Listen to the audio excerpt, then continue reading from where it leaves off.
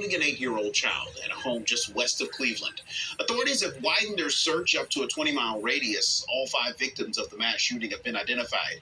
And as the community continues to mourn their deaths, Fox 26's Natalie He has that story from Cleveland. Well, one local organization was supposed to have their annual fundraiser this evening, but instead they opted to cancel the event and host a prayer vigil for the victims instead.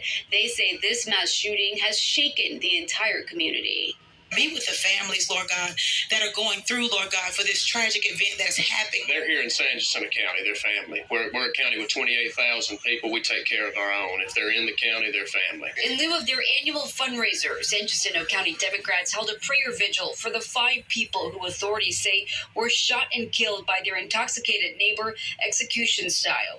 Investigators have now identified the victims as 25-year-old Sonia Argentina Guzman, 21-year-old Diana Velasquez Alvarado, 31-year-old Julissa Molina Rivera, 18-year-old Jose Jonathan Casares, and 8-year-old Daniel Enrique Lasso Guzman.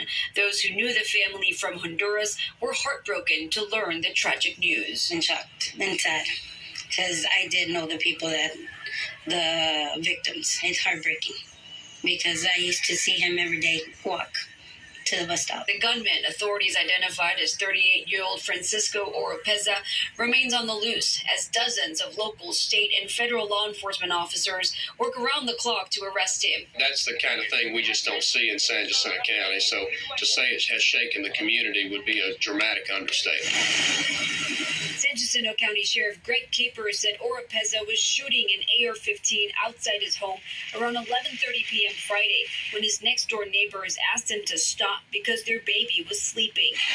Instead, deputies say Oropeza went on a shooting spree and hasn't been seen since. The fact that it was the type of gun that it was, we should not be allowed, everybody should not be allowed to have those type of weapons. Here we have another case of where it's easier to get a machine gun than a fishing license. And we continue to see these tragedies across the United States. Kids dying. Better is achievable. Good is no longer good enough.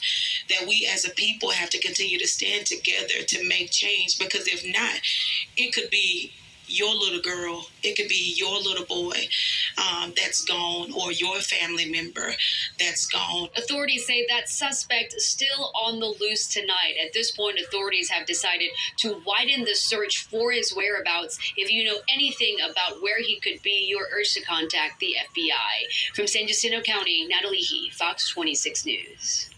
Released a statement stating, quote, "My heart breaks for the people in San Jacinto County, and I join my fellow Texans in praying for this community." To be